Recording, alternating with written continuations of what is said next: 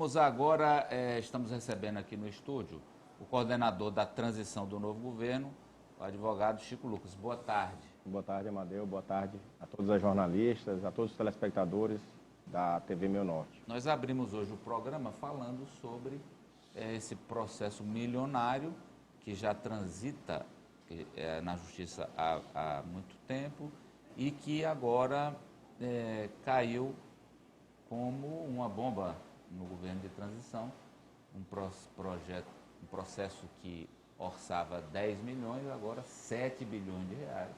Seria um impacto gigantesco nas contas públicas e que, se houver uma definição rápida, poderia inviabilizar praticamente o governo Rafael no seu início, no ano que vem.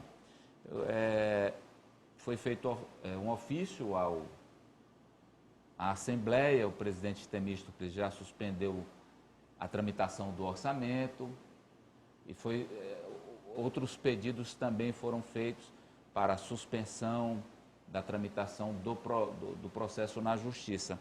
Eu queria saber do senhor o seguinte: ninguém detectou a existência dessa demanda judicial, por que só agora? Olha, na verdade, Amadeu, essa ação ela foi movida em 2004, discutindo um mês de diferença do orçamento de 2003, ou seja, quase 20 anos. E ela transitou em julgado, o Estado pagou, era uma dívida de 10 milhões discutindo retenções tributárias. Esse processo passou 15 anos dormindo no STF, de repente um advogado privado peticiona e traz uma memória de cálculo de 7 bilhões, discutindo uma série de assuntos estranhos ao processo. Estamos misturando alhos com bugalhos e trazendo diferenças ao longo dos anos que não são reconhecidas. Uma ação desse tipo, ela poderia ser discutida ao longo dos anos, o Estado não ia estar publicizando. Qual é o nosso receio? Por que a gente tomou essa medida? Foi a postura do ministro André Mendonça de convocar a governadora não pôde estar presente, ele, à 1h da tarde, disse, às 5h da tarde, é obrigatório ter uma procuradora do Estado aqui. Então, você já viu uma audiência ser marcada de 1h da tarde? Isso foi quando? Segunda-feira. E ele disse que tinha que ser despachado o processo até o dia 31 de dezembro. A partir do dia 20 de dezembro, nós temos o recesso natalino, que é um recesso do judiciário, inclusive tem as férias dos advogados, o STF fecha. Então, por que esse processo vai continuar tramitando no Natal? Não é um caso de plantão, não é um caso de vida ou morte, não é um caso de liberdade. Então, a postura do ministro André Mendonça de violentar alguns princípios, de atropelar o processo é que nos deixou preocupados. E aí, como o Estado pode sofrer um bloqueio e ele já deixou claro que pode bloquear as contas do Estado, foi que nós sugerimos, como equipe de transição, à Assembleia que suspendesse a discussão sobre o orçamento para evitar que a gente discuta o orçamento, as regras, né? O Tribunal de Justiça está envolvido, DPE está discutindo, Ministério Público, TCE, Assembleia, então você discute um orçamento. As regras são claras, são definidas. Aí vem depois uma decisão e retira parte dessa parcela, dessa fatia, sem ter sido o que foi acordado entre os poderes. Então é melhor a gente aguardar o desfecho. Mas, doutor, quem foi o advogado que... Olha, é um advogado, fez é um advogado privado de São Paulo que não estava habilitado, inclusive é um dos pedidos da equipe de transição. A gente encaminha esse ofício ao Tribunal de Justiça pedindo cópia do contrato de honorários ou de eventual consultoria para saber como esse advogado está sendo remunerado e por que ele foi contratado, porque a gente não pode permitir que dinheiro que seria utilizado na saúde, na educação, na segurança pública, no funcionamento dos poderes, seja retirado do bolo orçamentário e principalmente seja utilizado para pagar honorários advocatícios. Nós temos uma procuradoria muito qualificada. Para você ter uma ideia, Amadeu, o que eles estão pedindo representa 10 anos de orçamento do tribunal. Se juntar tudo que está na saúde e na educação, o que eles estão pedindo representa 3 vezes. Então, se 7 bilhões. 7 bilhões. O orçamento do Qual é o orçamento anual? O orçamento anual em torno de 14 bilhões. Então, a metade do orçamento... Não vai funcionar escola, não vai funcionar hospital. Por quê? Porque nós vamos ter que repassar tudo para o Tribunal de Justiça. Então, a gente tem certeza que a gestão do Tribunal de Justiça, a próxima gestão, os desembargadores não concordam com essa ação. Porque o senhor disse que foi transitado em julgado.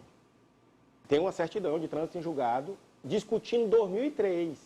E o Estado reconheceu e pagou 2003. Só que, de repente, o advogado diz que tem uma série de outras dívidas. Ele coloca de 2003 até 2021, que não foram mais debatidos. Nós tivemos vários presidentes de TJ que não discutiram. Essa ação passou 15 anos dormindo no tribunal.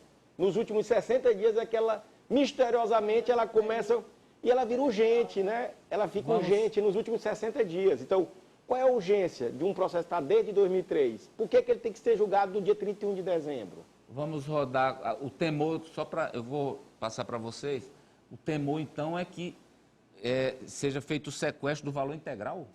Ou de parte do valor, comprometendo o orçamento de 2023. Vamos lá, Cíntia. O integral não tem como, porque essa receita ela não existe num cofre, né? Não existe. O orçamento, ele é... Então, o temor é que vá sendo sequestrado à medida que entre recurso no cofre. Isso, e aí você inviabiliza, né? Ou seja, como é que eu vou pagar funcionalismo público? Porque existe até o rito de pagamento que é do precatório, mas o problema foi a postura do ministro André Mendonça de dizer que vai decidir dia 31 de dezembro, de obrigar uma procuradora. Aí, numa audiência, ele marcou de 13 para as 17 horas. Mesmo a gente dizendo que podia deixar esse debate para o próximo gestor do Tribunal de Justiça, que é o desembargador Ilo. E ele está, assim, sem nenhuma razão, muito apaixonado pelo desfecho de uma ação que já dura 20 anos, já transitou em julgado. Então, a gente não entendeu por que o desembargador, no caso o ministro André Mendonça, está agindo de maneira tão atabalhoada, tão célere, num assunto que não merece essa atenção, que não é um assunto de vida ou morte, que não é caso de plantão. Então, tudo isso nos deixou muito preocupados.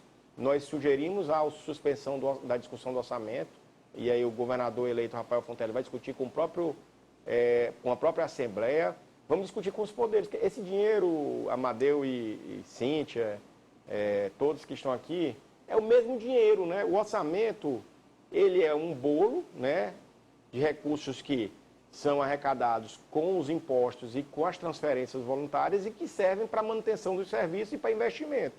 Então, se você tira uma parte desse bolo, você compromete o funcionamento dos serviços. Então, se o tribunal levar metade desse orçamento, os outros poderes vão sofrer um prejuízo muito grande. Sim. Chico, eu sei que você já explicou, mas só para o telespectador entender melhor, qual é a origem dessa dívida? Então, assim, existe um orçamento, o governo faz as dotações orçamentárias para os poderes e ficou faltando uma parte que não foi calculada. É isso que eu Ficou faltando um mês do ano de 2003, que era 10 milhões. Aí o Estado pagou, morreu, transitou em julgado. É isso que transitou em julgado. Aí agora o advogado, ele inovou, a gente chama... Ele inventou uma série de dívidas que não existem. Só que ele traz uma conta de 7 bilhões, que representa 10 anos de orçamento. Ou seja, como se o Estado não tivesse passado nada nos últimos 10 anos, né? O que ele está cobrando. Então, assim, todo o dinheiro que é do povo do Piauí, porque é o dinheiro do povo do Piauí, se for sequestrado, ele vai para os cofres do Tribunal de Justiça, do Poder Judiciário,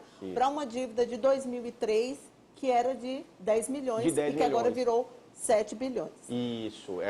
E o pior, patrocinado por um advogado de São Paulo, que se habilitou nos últimos 60 dias, e que a gente não sabe como se deu a contratação. Então, isso nos assusta. E quem contratou, ninguém sabe. Quem contratou foi o Tribunal de Justiça. Então, sim, claro. Então veja, se ele tiver direito, vamos supor aqui, a 10%, esse advogado vai levar 700 milhões.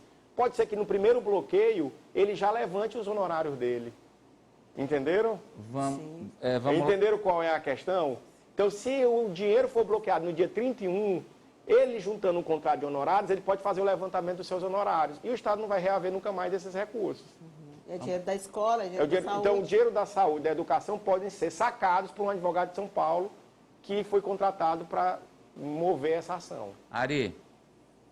Boa tarde, muito obrigado por conversar conosco. Eu considero um momento assim crucial da futura gestão, porque ela pode começar sem dinheiro para implementar todas aquelas propostas que ajudaram o governador a ser eleito, né, o Rafael a ser eleito.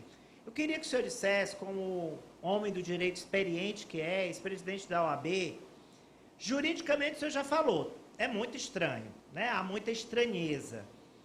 O que está por trás disso? É questão política?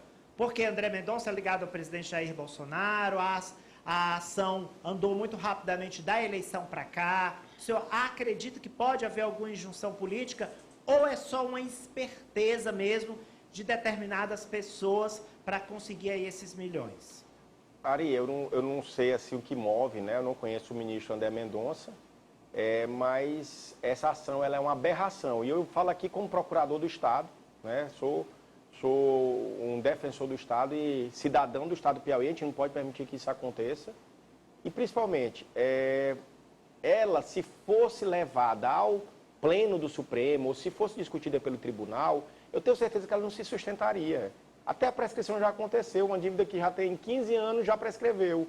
O problema é o medo de uma decisão monocrática ser dada no recesso e a gente não ter como reverter. Então, no passado, nós tivemos experiências negativas de bloqueio das contas do Estado, sim, no período natalino. Sim, sim. E a gente tem medo que isso volte a se repetir, que o Estado tenha suas contas bloqueadas, e a gente sempre teve prejuízo, porque quem sacava esse dinheiro no final do ano nunca voltava aos cofres do Estado. Então, não é só uma questão de governo, Ari, assim, a preocupação do governo Rafael é uma preocupação com o erário público. A gente tem que se preocupar, a gente não pode permitir que esse tipo de estratagema político seja utilizado para que uma pessoa que nem é piauiense receba recursos públicos, né? Essa é a nossa preocupação. Receba e talvez de vida, né? Vamos lá. Vamos lá. Porque, pode chamar de Chico. Enfim, doutor Chico Lucas, na prática a gente já tem a suspensão aí do orçamento, né, na tramitação lá na Assembleia, e a gente sabe que o Estado não pode começar o ano sem uma peça orçamentária para ser executada. Existe o risco da gente começar 2023 sem essa peça, a depender desse projeto? Como é que está esse diálogo com o Legislativo? Olha, hoje o governador vai sentar com os deputados, vai sentar também com o tribunal. A gente quer chegar no entendimento, nós não queremos conflito, né? A gente quer que o acordo que foi celebrado com os poderes seja respeitado. Já tinha tudo sido acertado sobre o aumento do ODESP, né? Então, o Ministério Público tem previsão de criar mais promotoria, a Defensoria quer chamar os concursados, o Tribunal de Justiça quer aumentar o número de vagas. Então, já havia um acordo. Por que quem está, vamos dizer assim, mudando o que foi acordado foi o tribunal com essa ação, que a Assembleia já tinha aprovado na comissão. Então, estava tudo já acertado entre os poderes, TCE, Ministério Público, Defensoria, Assembleia, Tribunal de Justiça e Poder Executivo. O nosso medo é que um desses aqui, que é o Tribunal de Justiça, consiga um bloqueio. Aí como é que a gente vai conseguir honrar esse compromisso que foi assumido? Então eu espero que todos sentem e a gente chegue no melhor entendimento. Pois não, Kátia? Só para reforçar, se eu entendi, existe o risco de, por um bloqueio, o Piauí perder, porque o senhor falou que é difícil rever, um X valor, vamos dizer aí, uns 700 milhões, e no futuro essa ação até ser... É isso. Muito provavelmente essa ação não vai para lugar nenhum. A gente tem certeza porque ela, do ponto de vista jurídico, ela é infundada. O nosso receio é só não há necessidade de despachar essa ação no recesso. Então o nosso medo é que haja um bloqueio no recesso, saquem o dinheiro e depois a gente não consegue reaver esse recurso e compromete o orçamento de 2023. Que já teve toda uma discussão. Porque, inclusive, vai comprometer até a folha, né? Ou seja, a folha de janeiro, que está lá para pagar os servidores, eles podem resgatar esse dinheiro da folha. Seria o primeiro grande comprometimento, né? Já imediato em janeiro. As providências foram essa tentativa de diálogo, esse documento, esse ofício à Assembleia. Mas do ponto de vista jurídico? Não. Do ponto de vista jurídico, a PGE, que é o braço jurídico do Estado, tem vários procuradores. Então, essa nossa ação, Amadeu, não foi assim... É uma coisa que nos últimos 60 dias isso tem nos preocupado. Então, Plínio Clerto é o nosso procurador-geral. Essa ação está sendo acompanhada também pelo doutor Eduardo Belfort, que é um grande estudioso, né, da área orçamentária. E a gente vai fazer a petição. O problema é que o prazo que ele deu, assim, dia 20, suspende. E ele disse que não, vai contar mesmo no período do recesso. Aí nós vamos peticionar depois do Natal e ele disse que vai julgar até o dia 31. Já está lá na ata, se vocês tiverem acesso à ata da audiência, o problema é que ele disse que voltem-me conclusos os autos dia 31 para a decisão. Então por que tem que ser decidido no final do ano de 2022? Esse é o problema. Se a petição da PGS fosse analisada dentro do rito normal, zero receio. O problema é porque a gente tem um receio muito sério de que a decisão seja dada no recesso, e aí você não tem como recorrer, porque só vai voltar a funcionar o tribunal depois do dia 20 de janeiro. Então, entre 31 de dezembro e 20 de janeiro, a gente ia ficar de mãos atadas, porque o tribunal não ia funcionar, o STF. Entendeu? Quer dizer, nem um recurso à turma, ou a pleno, ou ao presidente de plantão poderia ser feito. Isso. É isso mesmo. Ou seja, se o ministro André Mendonça der uma decisão no dia 31 de dezembro, nós só vamos poder recorrer depois do dia 20 de janeiro.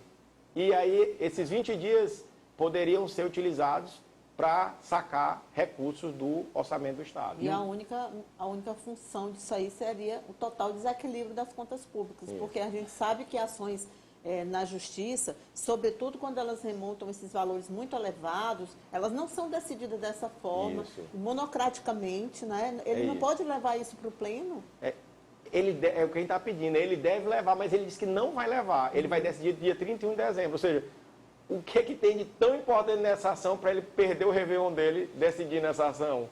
Algum interesse que nos foge agora. O Ari perguntou por que o ministro André Mendonça está tão interessado. Não é um caso de vida ou morte, não é um caso de liberdade, é um caso de orçamento que dura 20 anos.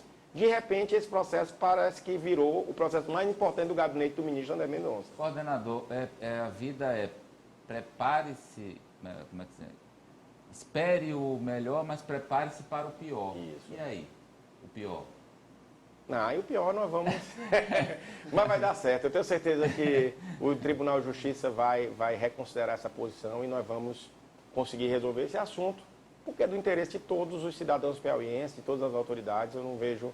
A gente está mesmo assim levando essa mensagem justamente para evitar esse problema, né, Amadeu? Vamos começar 2023 com tranquilidade, com paz e amor. Eu queria só pegar uma fala rapidinho, sua. por favor, Ari. Se o presidente do TJ quiser hoje desistir dessa ação, resolve? Resolve. Então não está difícil. Está fácil. Principalmente porque o que está em jogo é o Piauí. É o povo do Piauí, né? Não é o governo, eu falei, não é o governador Rafael Fontes, não é o Chico Lucas, não é ninguém. É o povo do Piauí. Quero agradecê-lo pela presença Eu que agradeço. aqui com a gente hoje e com essa informação que, repito, nós trouxemos na abertura do programa e que é, sem dúvida, crucial para esse momento.